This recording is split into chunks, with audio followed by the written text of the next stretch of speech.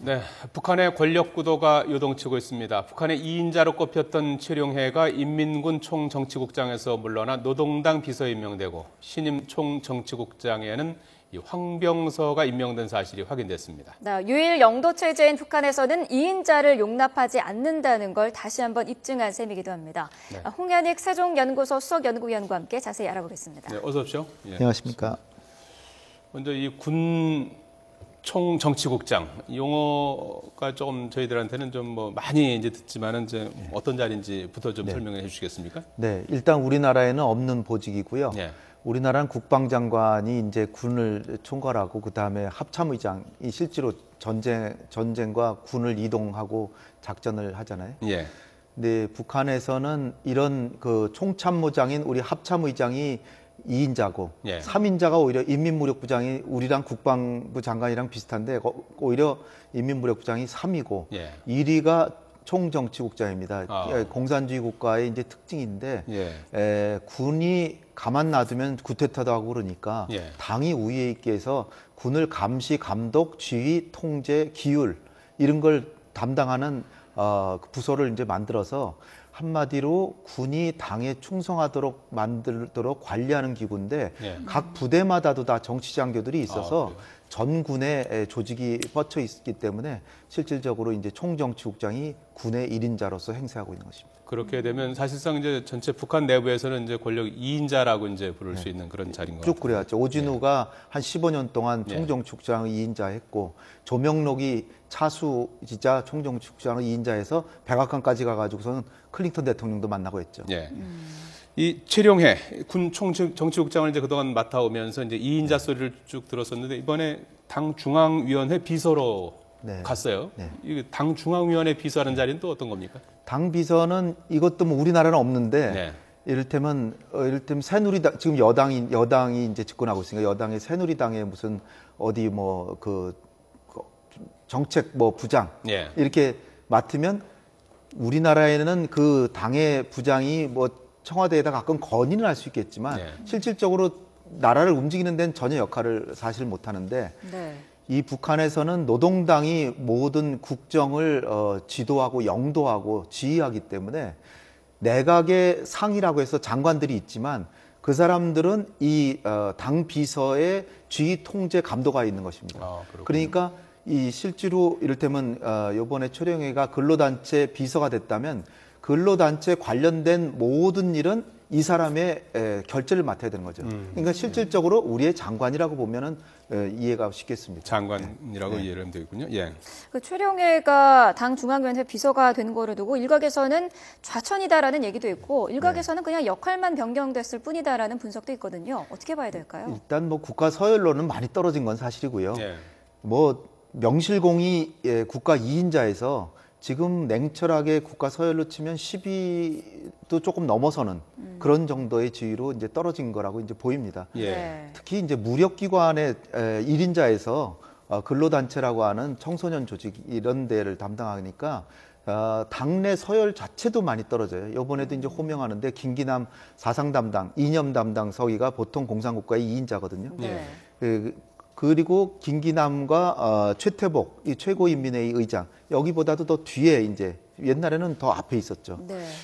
그런데 이제 지금 우리가 최룡해가 진짜로 실각했는지 진짜 권력 서열에서 많이 밀렸는지는 다른 보직을 보면 알 수 있습니다.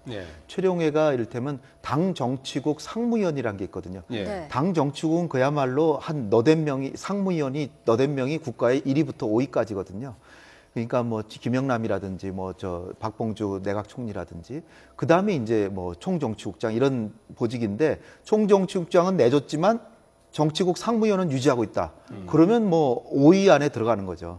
실질적으로 보직만 그걸 할 수 있을 뿐이지 당내 역할은 대단한 거고 또 4월 9일 날 최고인민회의에서 그 2인자로서 그 최룡해가 안 갖고 있던 보직 중에 하나가 국방위원회 위원이었어요, 그냥. 근데 부위원장으로 지금 승격시켰거든요.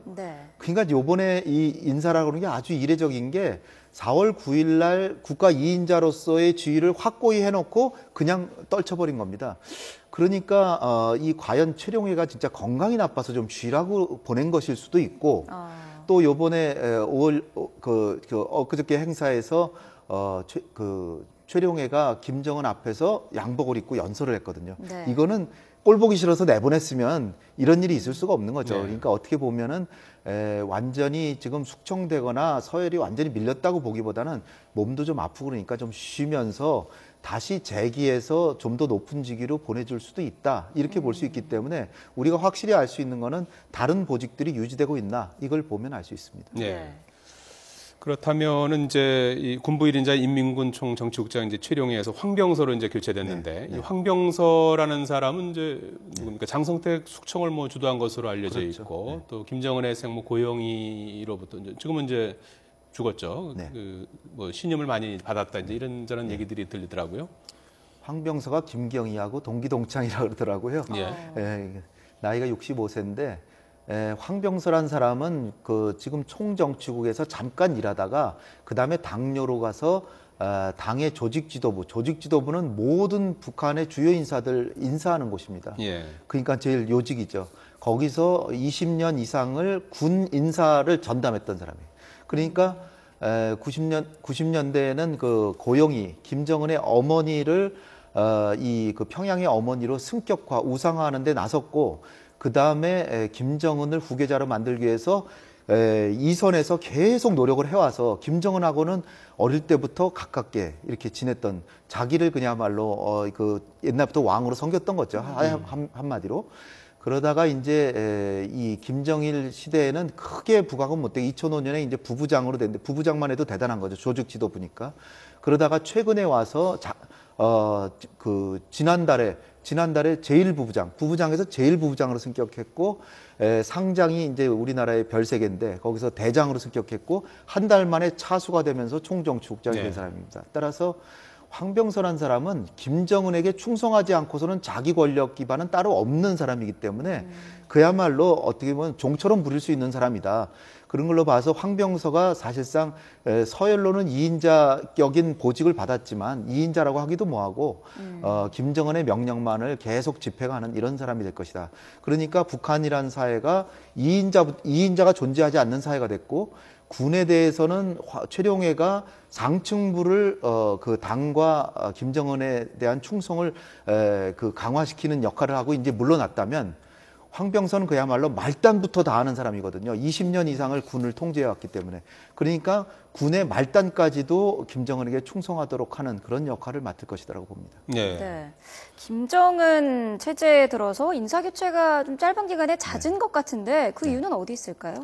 그러니까 김정은의 아버지나 할아버지랑 비교해 보면 김일성도 수십 년 동안 권력 투쟁을 했고요. 네. 김정일도 김일성의 아들이지만 그 후광을 입었겠지만 20년 동안 뭐 계모라든지 아니면 삼촌하고도 권력 투쟁을 해서 자기 실력을 어느 정도는 북한 내에서는 입증을 받아가지고 권력 투쟁에서 이겨서 집권했거든요. 네. 김정은은 30도 안 된 나이에 나이도 훨씬 어리고 그리고 자기 아버지가 김정일이란 이유만으로 아버지가 그냥 너 권력 가져라 이렇게 줬습니다.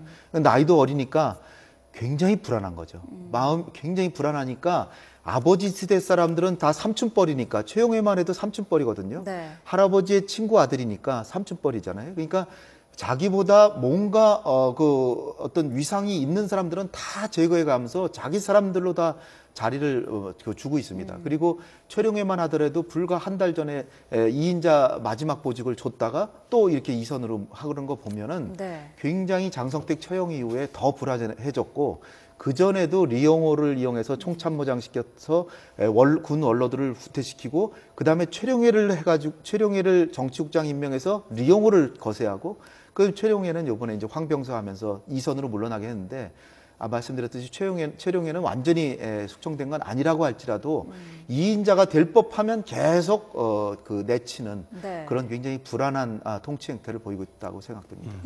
북한의 지금 불안정성을 이제 반영한다 이제 이렇게 보시는 거군요. 어제 일본에서 이제 중국군이 북한 붕괴에 대비한 그 내부 문서를 작성했다는 보도가 있었는데요. 이런 것도 이제 북한의 잦은 어떤 인사 교체와도 관련성이 있다고 보십니까? 그렇죠. 중국이 지금 강원 양면책으로 북한이 또 다른 도발하지 못하도록 견제하고 있는 모습을 우리가 볼 수 있습니다. 이게 은근히 흘린 것 같은데요. 너네가 지금 내부에서 급변사태가 날 수도 있는 이런 정황인데 무슨 핵실험할 때가 아니다. 이런 걸 보여주는 거고요.